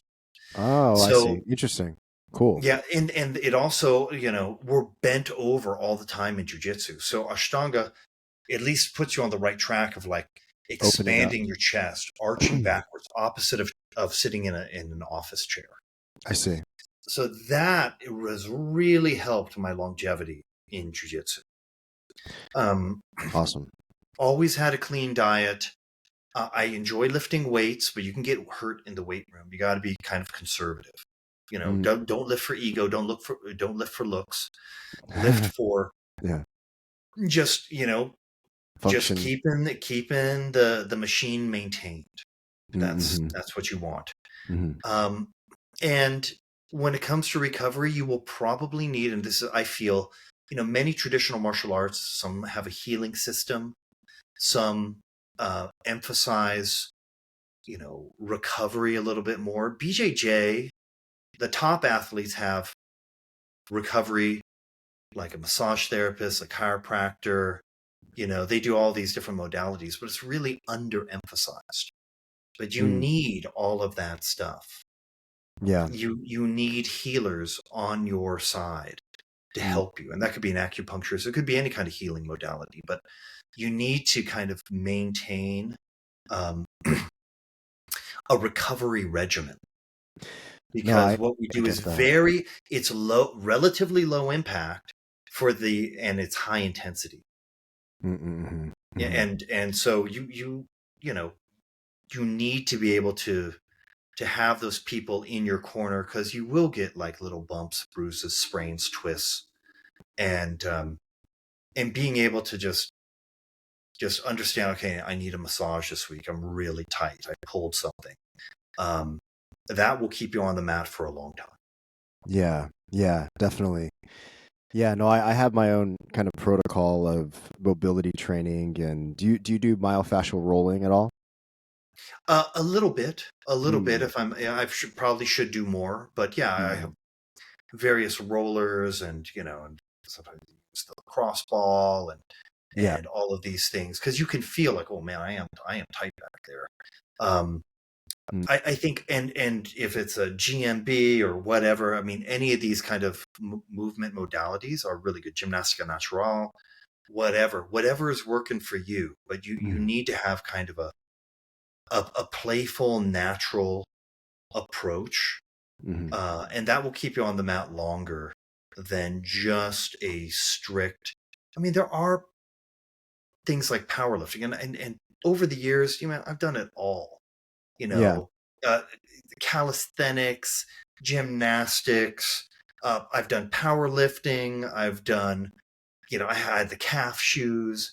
I've had everything, man. What are the But calf shoes? oh, the calf shoes are like, they kind of keep you elevated, and like you walk with them, or you do jumps Oh. with them, and they like hyperextend like your Achilles as you walk down with body weight, so it magnifies your weight. And Oh, a lot of interesting. basketball players use these so they can, like, so their max jump height is Is it extended. so is it supposed to like is it supposed to strengthen like your tibialis? I mean, yeah, tibialis, your gastroc, your Yeah. soleus, all of Yeah. it. Mm. I just wanted bigger. I have genetically small calves, so it's like, oh. That's the truth. But this is Yeah. before I really realized it was genetic. Oh, I see. I see. Yeah, yeah, yeah. So I was like, no, I'm gonna get them huge, and it's like, no, I could go 10 years every day still, and they're It's gonna be like that. man, it's so funny. Like just how do I say it? How much media influences our way of thinking, and especially like social media, right? And just these kind of like body ideals, and it's like I remember one of my friends. He's like 5 foot, I don't know, 7, and he's like, Mhm. man, I just want to look like Paulo Costa, and I'm like, Paulo Costa's like 6'3", dude, like, and is Right. totally and has a totally different body type than you do. It's just funny how like we have everyone has these kind of like ideals of like, oh, I want to look like that, I want to like and And it's usually it's not what you look like, right? It's I the know it's like you probably will not, even if you work out a lot, like you're like just accept that like you have certain genetic attributes, right? So. Exactly. And I mean, I remember there was this guy who was overweight, and he was actually another exchange student. It was so long back in the day. He was overweight, and he was like, "Man, I just want to look like that." And he pointed to like some emaciated marathoner who is like far from the ideal body type for me. You know, because I was kind of skinny growing up, so I always wanted to pack on more mass. And this guy, all he wanted to do was just get to this emaciated frame so he could run Interesting. marathons. It's like we want the opposite. But really, the sweet spot is being functional and capable in your body. Totally. Yeah. And Beyond aesthetics. Yeah. Yeah, beyond aesthetics. And and if you are functional and capable, the aesthetics will be good. They'll be good. And I see people in the gym. I try not to pass too much gym judgment. Because I am hardly I'm no superhero in the gym. I'm the guy who's like lifting girly weights and like, yeah, mock me. That's fine. I can choke you out. Fine. Yeah. But I see guys that are just, I mean, they're almost deformed. It's like it's all chest, right? It's all chest, and they just like monopolize the bench, and and I'm like, dude, no one finds that attractive. Like, that's not attractive. They got a big belly, and they're just like the max bench, and there's no functionality. And sometimes I look at power lifters the same way. I had an old student who was a power lifter, and he was proud of the fact that how like impractical his body was. He is a great guy, but I remember he was they were like, what's it like being a power lifter? And he was like, well, just imagine you're a gorilla in a telephone booth and you drop your banana. That's wait, what? That's such a funny analogy. Like, okay, right? It's like you don't have enough. You're stiff and confined, and you want something, and Dude, it's very, very difficult to get it. That's a good way to tear something, man. Right, and he and it's just like people. He liked it. I remember I worried about him because he had to have his thumb reconstructed because he was doing like these really heavy bench presses, and he kind of destroyed his thumb. Holy crap. And then he had to have surgery on the thumb, and I felt like having the talk with him, like, dude, what are you doing? Yeah, you're destroying your body, and for what? Well, and that, No. I mean, if you listen to like Dorian Yates and Ronnie Coleman, I mean, Ronnie Coleman's like a really fucking cool. What a tragic story. Yeah, it's just like Ronnie Coleman can kind of barely like move, and Dorian Yates says he can't even do push-ups. Do you know what I mean? So it's like, at what point is too much? I mean, it's good to be strong, but like there's so many different levels of strength, right? And not even just in the physical form, but all in the spiritual and the mental form. And I think like it's kind of that idea of stressors, right? Too much stress, you'll get broken. Enough stress, you'll build to be stronger. And sometimes the thing that you need to stress is like is it reading books, or to educate yourself, or to like take a step back when you're having conversations with someone and being like, oh wow, I don't know about that, like let me just listen and be like, oh okay, or to know when it's appropriate to give your opinion or not. And I think in this day and age, because there's so much inundation of technology and media, and a lot of people have a tendency, me included, sometimes just to read that the headline, right?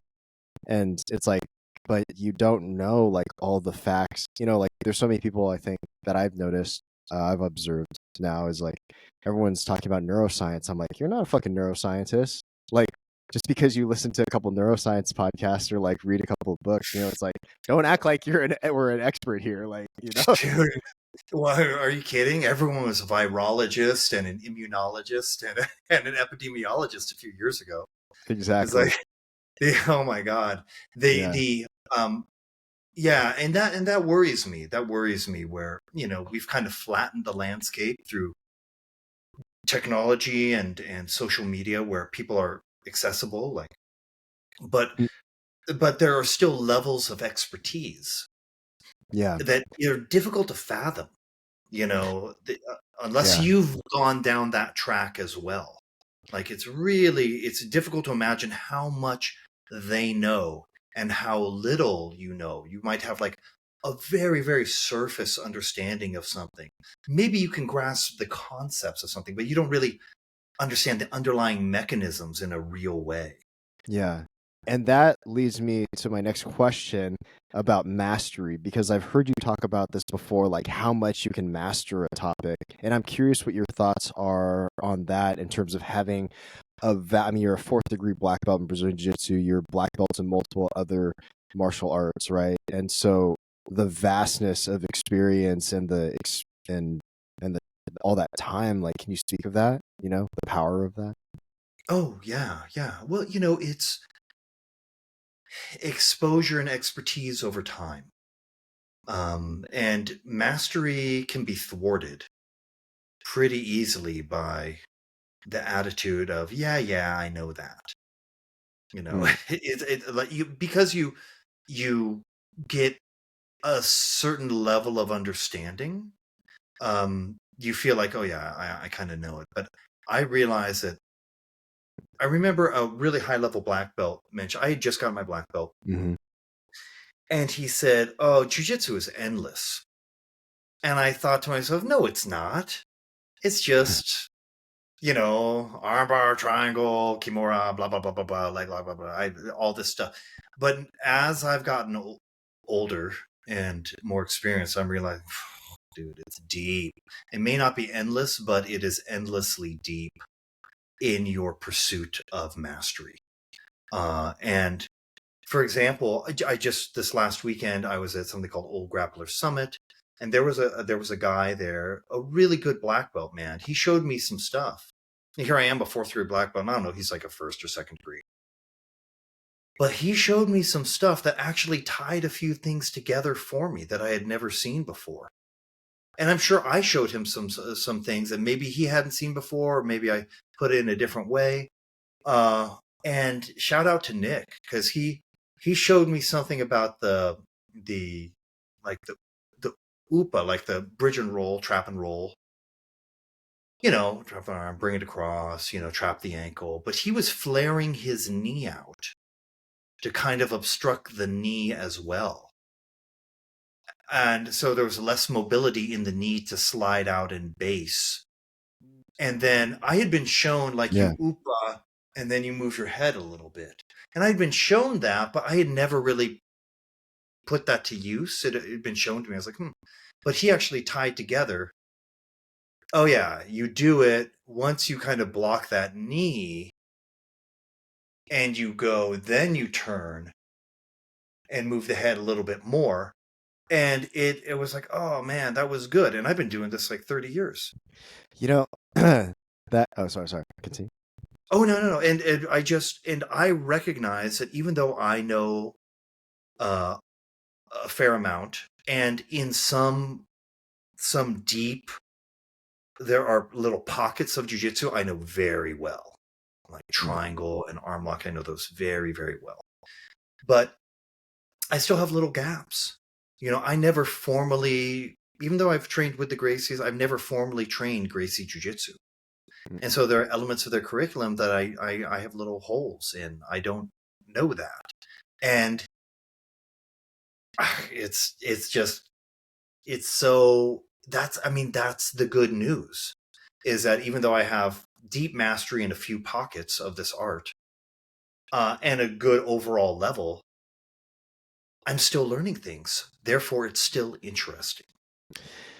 No, yeah, definitely. I mean, I think that's beautiful, and that shows like the amount of humility you have. Even being like a master of your craft, to understand that you can learn from basically anyone. And the funny thing is like, for people that aren't jujitsu practitioners, like the upa, that's what it's called, right? The upa. Yeah, yeah. Mhm. that technique, it's like something you learn, like it's in your First, fundamentals, like first yeah. day. And like I went to a fundamentals jujitsu class yesterday, and they were going over scissor sweeps, and just like I mean I like I the fundamentals are so important, you know. And I think this is a good analogy with like painting. Not that I'm a painter, but I know I can tell when someone's a classically trained painter Mm, by the way that they do their lines, or by the way they block, or by the way that, you know, just like the way that they compose a face or whatever. And, you know, there's something to be said about like those foundational skills. It's different in the physicality. Obviously, you can't make a direct comparison between like a physical sport and like a painting, right? Because painting is so subjective, right? What makes something beautiful, right? mhm, But I think that there's something to be said about having foundational skills and things. Like with my photography, for instance, um, I don't even think like things just become style. I don't think about what's my style going to be, right? mm, It's like mhm, all those foundational skills, like in from the beginning, they amount to what eventually is your style, and that could be in any sort of art form, right? And these certain mhm, and style to me really is about, it's not really about focusing on style, but it's, I think style is really just about the accumulation of knowledge and being able to express oneself in an honest way. And I think that's why we marvel at such people like, I always think about like David Bowie, and think mm, about like David Lynch and all the mm, other Davids. No, I'm just kidding. But like, you know, like, and obviously Bruce Lee talks about specifically about expressing oneself honestly, right? mhm, But it's like whatever art form you have, to be able to find that honest expression. And some people just have it. You know, like this 20-year-old, for example, I feel like it's like neuroplastically like in him or something, speaking about like yeah, the the armchair neuroscientist. And I don't know, just interesting to observe these things, I guess, is what I'm trying to say. for sure. And like your 20-year-old friend, I really like. Yeah. I've learned a lot of techniques over the years, from Aiki Jiu Jitsu to Judo to, you know, and sometimes I have this elaborate, in programming, I have this code. And sometimes I see a technique and I'm like, ooh, that's one line of code that kind of smooths the whole thing out. Mm. But then I look at newer players, someone like the Tackett brothers, and I'm a fan. They, I'm a fan of those guys because they have like fresh, updated um, patterns. I've learned Mm. so many different patterns. Sometimes that you can get confused with other programming that you have.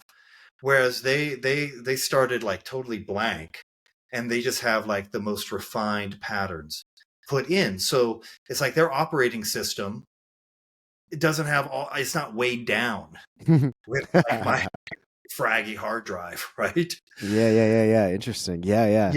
And if going back to your painting analogy, I often think of like drawing lines when I teach a seminar or something. I often show really crisp basics. Occasionally, I'll kind of build on it and do more sophisticated techniques in the seminar. But I usually start out with something super basic, and I reckon it to like drawing like a 90-degree line, right?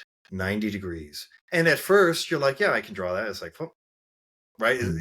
like there's that curve, and Yes. it might it's roughly the thing, but it's not Okay. the pure lines. But over time, it's like it gets straighter and straighter with the line. Mm. And then the cross line gets more and more precise. Maybe, there's a loop initially, but and then it's like, oh, and then we have like the 45 degree. And I am teaching them precisely because my own 90-degree angle has gotten more refined. My 45 has gotten more refined. So I can draw these straight, simple lines, but they're very, very precise. And I'm trying to show other people how to draw with precision these Mm. same simple lines. Mm. But the Makes sense. canvas is the mat. Makes sense. Yeah. No, no, no. I totally get that. I mean, it's interesting watching. So for instance, did you watch the Terrence Crawford versus Canelo fight? I did not. I did. Okay, so it's like two basically masters of their craft, right? At the top Mm-hmm. level of their craft. And Terrence Crawford was boxing a lot better. I mean, he uses jab a lot. Canelo had Mm-hmm. this tendency to, he's does a lot of head movement. I mean, his head movement's awesome. I mean, he's one of the Mm-hmm. best defensive boxers. But like the funny thing is that he wasn't using his jab, and the jab is the thing that you learn day one outside of footwork and stuff, right? But because footwork is the basis of boxing, but Yeah. it's those fundamentals, and I think like in general, in life in general, like whatever your foundation is built on, you know, everything else is built on that, right? And we can even use that as Mm-hmm. just a metaphor for life, like what the foundation is. But then also thinking about that in terms about what the foundation is, something that I've been thinking about a lot recently is what value system do these thoughts come from, right? Mm-hmm. What value? So, for instance, when I was growing up, I grew up Christian, Mm-hmm. and a lot of my life, morals, and good and bad, whatever, right? It was all based on that, right? Yeah. And so I think at some point it's like understanding where my judgments of things or people or events or whatever come from and trying to be like, is that real? Right? And I think about this. Have you seen the film Being There? It's a 1979 film by Hal Ashby. No. I think you'd love the film. I Okay. really think you would love it. But it's essentially about this guy who it's played by Peter Sellers, Mm-hmm. the actor, and he's basically kind of just almost like a blank canvas. He's like middle age. He's been living in this mansion his whole life, um, and basically he he's been basically programmed by the TV, but he doesn't really say anything. And so when Mm-hmm. people encounter him on the streets and stuff, there's a rhythm to the way that we communicate, right? That's in like kind Mm-hmm. of like the lexicon of thought, right? And like so people when you communicate with people, a lot of times people like expect certain responses from you. And in this film, he doesn't give anyone responses because he's probably has a very low IQ and, but no one knows that, right? So Mm-hmm. people project all these things on him. They think he's amazing. They think he's like, and he starts to get into these like really high positions where he's like communicating with the president and like advising for the president and stuff like that.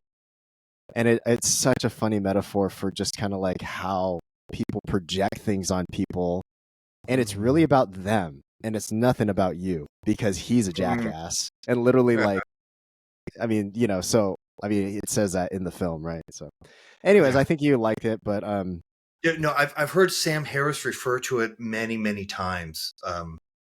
The that film. So now I'm really gonna have to see um to see that. And I mean, going to your kind of Christian upbringing, I was raised Catholic, mm, yeah, and that programming is deep.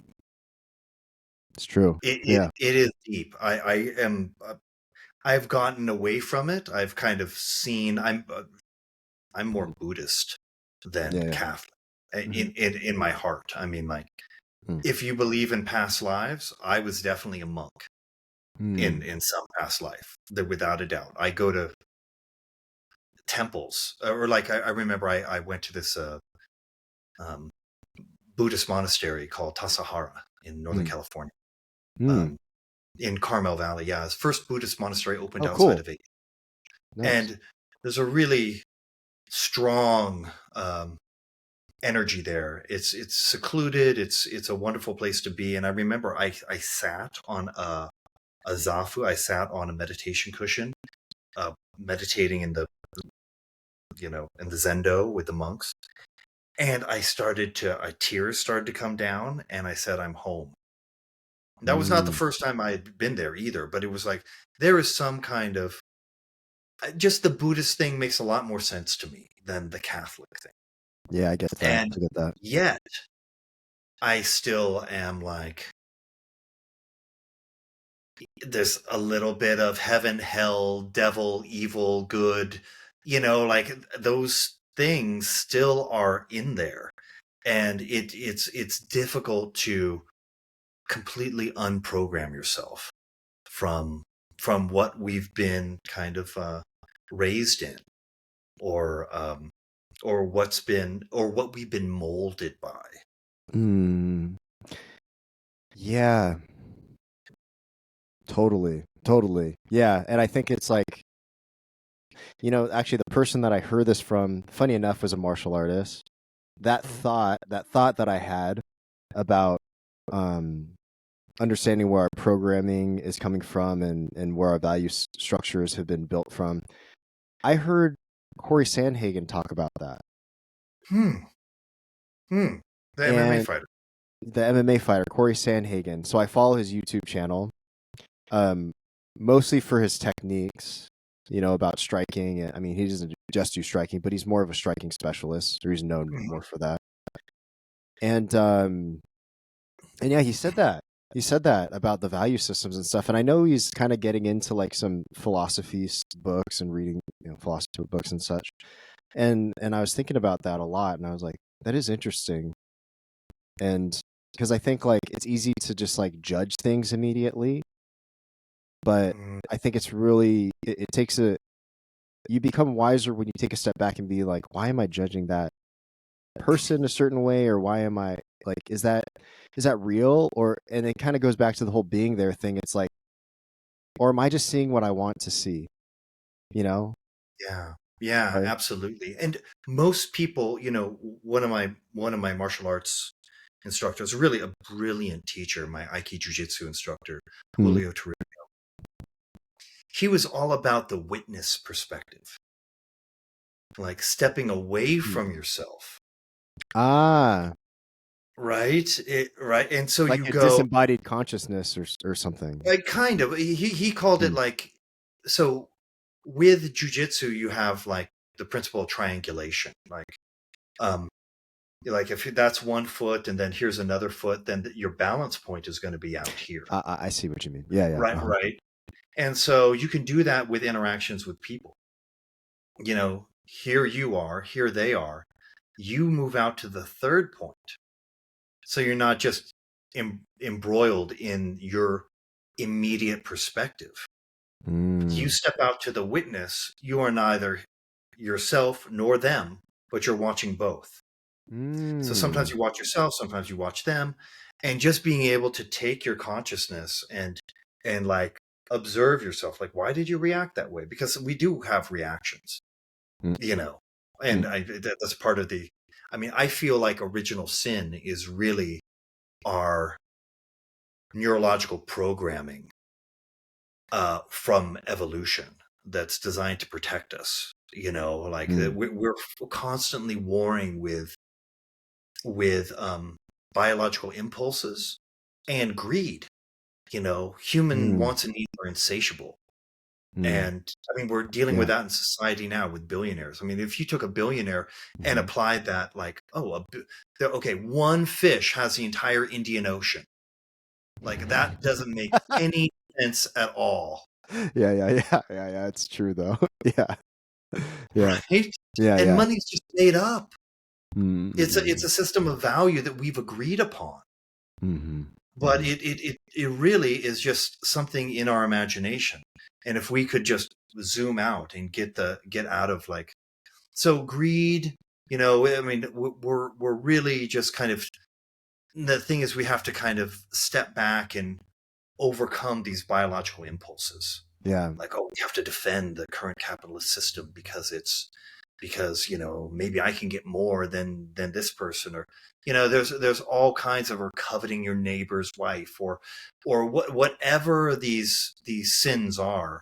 Mm. A lot of it is just being able to overcome our original biological programming. Totally. and and yeah, and step out and get that. And we have that option, but it's difficult. It's Mm, difficult to get to. It takes a certain amount of maturity and wisdom and education, and maybe not a formal education, but exposure to other people's thoughts and understanding that the way it is now, whether that's our capitalist system or our society or our political system, these are all things that we've made, and it doesn't have to be this way. totally. Yeah. It can absolutely be changed. And we only need to fear that change if it's thoughtless, Mm, and impulsive and irrational and based on greed. But if we can zoom out and have, a thoughtful dialogue to move our society forward, uh, jujitsu really teaches so much about overcoming greed. You hold on to something because you think it's a good position. No, man, sometimes it's a good position for a moment, then you got to let it go and move on to the next thing. And another opportunity will come. It takes faith, it takes experience to know that something else better might come along. yeah. And also the physicality of that is by calming yourself down in order to see more clearly, right? Like Mhm. not being so activated the whole time, which I think takes experience, obviously, because at first you're just kind of like lost, right? Yeah. Lost, or like, I know this is supposed to be a good position. I have the armbar. Yeah, he's stacking me on my neck, but I think I'm close to a submission. Mm. And right now I feel like our society, I mean, we're stacked on our neck, but we're still like, oh no, this is the way. This is the right way. Look at our Mm, healthcare system. Not to get too political here, but look at our healthcare system. If we just went to a yeah. single payer, Mm, all the other industrialized countries in the world yeah. have it, Yeah, yeah. Sure. and we could take the best of all of those. Americans used to be um like exceedingly practical. Mm, And we are the melting pot. We can take the best of all these different um, societies and systems and bring it into this composite. And that's really why our social networks, why our economy has been so good for so long, because we take these different inputs and can make the best of them. We attract the best and the brightest. But totally. just with healthcare, it's like it's incredibly expensive, the Mm, leading cause of bankruptcy. And just from a pragmatic standpoint, utilitarian, we would be so much better off if we just had a single payer healthcare system, and it would be cheaper. It would mm, actually be cheaper, but we're so locked in to our position. No, we're the best. What would that mean? We get attached to these labels, which don't even mean anything these days. No, that's socialism. That's this, that's that. We have to be able to step away from like the label we give something to what it exactly. actually is. Yeah, to actually see what it is. Yeah, and I mean what it is exactly what you said, you know. I actually didn't know that a lack of healthcare and what's it called hospital bills, I'm assuming, are like the leading That cause is of the leading cause of bankruptcy in the country. I could see that. I could definitely see that. And I think that, yeah, definitely like the United States is 100% ass backwards in the way that Oh, we dude. care for its people with healthcare, for sure. 100%. And the leading cause of death for kids are firearms. Mm, that's and scary. Yeah. and we still won't do anything about it because we're stacked on our neck thinking, no, we have something good here. Mm, When all you have to do is be humble enough to look at other countries and see, how did they fix their problem? Oh, they put in some different rules, regulations. We have other options we can go to, yeah. but Well, but we're stuck. We're stuck right now. yeah. Well, I don't know exactly where you stand politically, but I mean, I think I have this true belief that, I mean, whether it's like the microcosm of the jiu-jitsu school or like the macrocosm of like the United States and the rest of the world, leadership always comes from the top down, right? Leader, Hmm. so I think like I don't know. I mean, I'm not quite sure what's in store for the United States. I would hope for the best. I would hope for universal health care, but Yeah. yeah, I don't know. Yeah, no, it's a difficult thing. But I mean, like, again, going back to Kano, it's like we can have a more intelligent, robust society if we're just well armed. And that's intellectually, it's physically, it's having the ability. Because what are we into? What as men, as we want capacity. We want the ability to create change, to protect our loved ones. Yeah, And I mean, that's even if you don't use like your lifted 4x4, you want to show people that you have the capacity to go off road, right? yeah, Or yeah, that's why we lift weights. We show capacity. I have strength. I have capacity. totally. So right, and these are all just signals, signaling Mm, to each other, like, oh, yeah, I'm able to do this. And I think martial arts is one way. It's not the only path, but it's a really amazing technology mm, for yeah. people I to agree. understand like how powerful they can be, and that we can have creative solutions. Because like in jiu-jitsu, the some of the best solutions are not obvious, and that's why they work. That's so true. That's so true, and not obvious for the other person too. You know what I'm saying? I Yes. like the I mean, just in this context called the opponent, right? In this. Yeah. Yeah, Mm, absolutely. I mean, think of the Berimbolo. Oh, mm, guard passing is difficult. Hard to get around that other person's legs. They're mm, really good. Oh, let me do a roll mm, and circle around to the back. The mm, jujitsu is usually the indirect method, mm, but the mm. indirect method can sometimes be more effective because you're not opposing their force directly, and they aren't opposing you directly. You're going out to that third point and then approaching it from a different angle. And jiu-jitsu just opens your mind up to that. And art opens your mind up to other things, taking in other inputs, other perspectives. And, you know, jiu-jitsu is I consider it a high art. It, Totally it, is. it is Totally no is. painting, music, anything like that. It just has a physical component.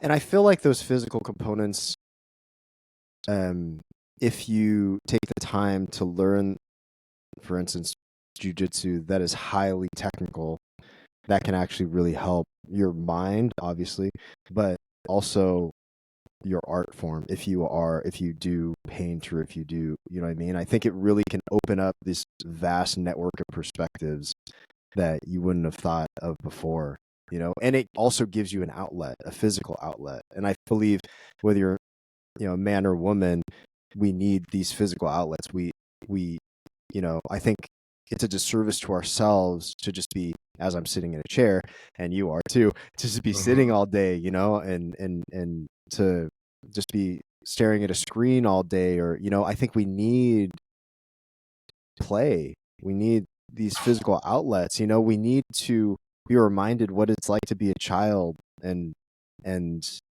just have that moment of play in our days. Absolutely. And, I mean, we elevate our minds through so many writers and scientists have attributed walking Mm. to great ideas. Oh, for sure.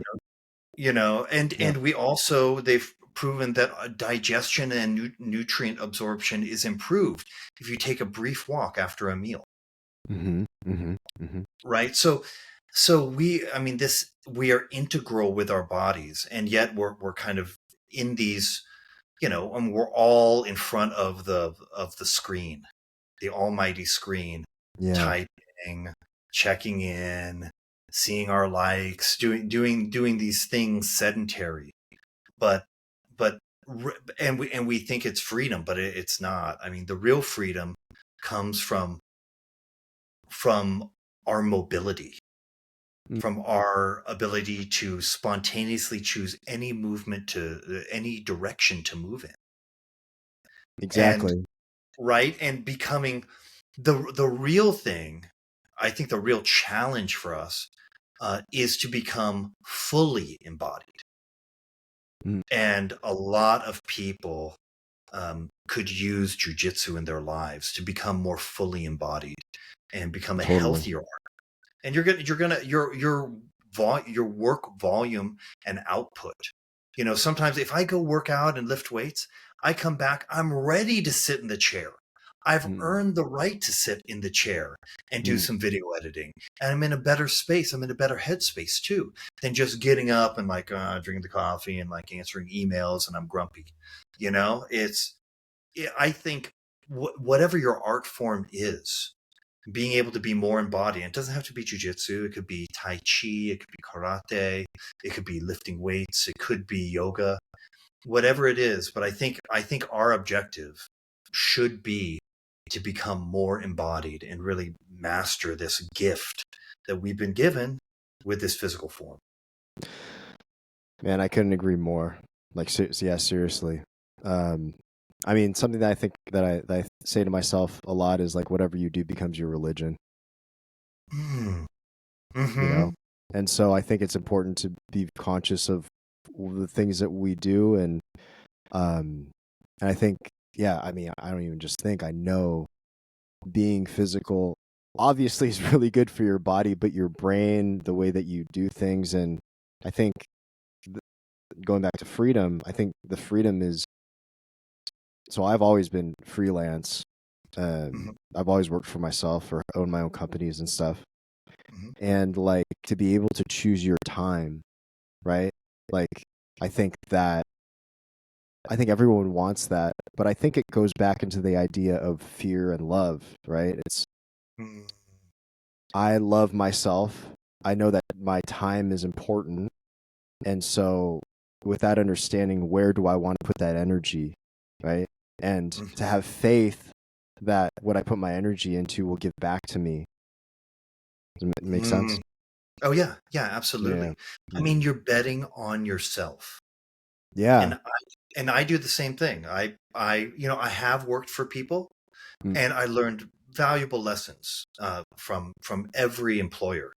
And enough, even with that post production house that I worked in, I realized the professional standard. They had a very high standard, very Yeah. high, Makes sense. and Yeah. it made me step up. And any of the videos that you see, on my YouTube channel or anything like that. Do you edit all those? Yes. Yeah. Man, that's I do awesome. the editing, I do the sound design, I pick the music. I mean, I used to do that for years. I just picked music for That videos. that makes sense because I saw somewhat of a similar style between, so I watched your not, it's not really belt testing, but like your when you get your degrees on your black belt. What is Yeah. that called exactly? Yeah. Oh, it's kind of a belt exam. Okay. Yeah, so I watched those, and then like your fourth degree one had a very similar editing style to, I mean, obviously the Jeff Glover documentary was more involved, obviously, Hmm. because Hmm. it's like a feature length, right? Um but I did see some overlaps there, so I was thinking like, oh, okay, like you probably do your own editing and stuff like that. Yeah. I'm into Yeah. straight cuts. I'm into straight cuts, and music selection is incredibly important. For Yeah. setting the mood and just Yeah. it's the behind the note, Yeah, for yeah. for what this is about, and just being able to share the art through that medium. Mm. I wouldn't be able to do that at the level that I do with the care and consideration unless I had worked for someone and they had shown me that standard. They were my teachers. They were my mentors. Totally. Totally. Yeah, I think that's super important to basically, how do I say it? I don't know, just learn in every situation that you can, right? So, Yeah. okay, so my last question, I want to ask you about your retreats. This is a Hmm. personal thing, kind of, because I'm thinking about. So you have a Costa Rica one in Yeah. April. April. Hmm. Right. Okay, and what other ones do you? I'm interested in the Costa Rica one personally, but anyways, what other ones do you have coming up? Awesome. Well, um, so I'm finished for this year. The Old Grappler Summit was the Mm, last one for this year, mhm, but I have an affiliate only retreat that I host in January in Palm Springs. Then I have a grapplers retreat, um, and that's going to be for people 40 plus, and I believe that is in March. And grapplers retreat is like it. It's I mentioned on like BJJ Fanatics podcast. This is one of the premier retreats. I mean, it's the food's on point. It's an intimate setting, limited to 16 people. Great training. that's awesome. Um, it's a really good vibe. I mean, you're in the California redwoods in a hot tub, just like after training, just like sitting there, and Sweet. it's killer. Then we have Hero Academy, the one in April. I hope you do make it. It's a good cause. It's a really good vibe too. You Mm, know, you're in a beautiful hotel. It's a short walk down to the dojo, and then half the proceeds goes to support the local children, so they don't have to pay for uniforms or instruction. It keeps the whole thing moving, and Ron Jarman does a great job down there. Um, cool. and then and I do various seminars. Um, around, sometimes I go to Europe. I just got back from Australia. So but those are the kind of the main retreats coming up. And if you haven't done a jiu-jitsu retreat before, it's a good vibe. I mean, one thing that jiu-jitsu does, there is the art itself and the physical discipline and the neuroplasticity and the increased, like, all the physical benefits, Mm. but it's also like the best excuse to travel. Yeah, it Right? is. Because you're Yeah. traveling with purpose. And as a man, we love having a mission. Mm, So the mission is go there, go explore, see something. You're not lost. You have a mission. You go meet like-minded individuals. You can create really amazing connections. And sometimes you sounds might even awesome. make like your new best friend. Mm, You get to interact with someone. You get to improve your own discipline, have an advantage when you come back to your own home base. It's the hero's journey. You get to go out there, take fire from the mountain, bring it back to your own tribe, yeah. and it's an amazing way to explore the world. All we need is a reason. And it's not Mm, just being a regular tourist. You're there on a mission. And that's I am awesome. so grateful that I've been able to feel more like an international citizen. I proudly represent America Mm, when I travel. mm, But I also know I'm a global citizen, mm. and I'm just part of a much larger whole. And it would be great if more Americans had passports, traveled, and understood what it is to be, it's not the rest of the world goes on without America. There are whole systems of commerce that exist outside of the American sphere. For And sure. so it's just opening your mind up to, one, how big the world is, Mm, and two, we all have so much in common, so much more than any kind of arbitrary national differences or cultural differences or differences in skin color. This is we are all human, 3 squares a day, protecting your family, someone to love, warm place to sleep. That's all I we agree. want. Totally. Totally. Well, man, seriously, thank you so much for taking the time and sharing your thoughts and being very gracious with your time. And it was a joy to speak with you and riff with you. And yeah, I hope to. I'm gonna think about that. I'm gonna think about it. The Costa Rica. I love Costa Rica. I love Latin America, by the way. Uh, But yeah, so I'll think about Good. that. Well, Yeah, I hope you make it, and I appreciate the opportunity to share my thoughts and talk about the art and talk about art in general. So this was a really cool podcast, and I appreciate the opportunity, Yoshi. of course. Yeah, thank you, brother. Appreciate you.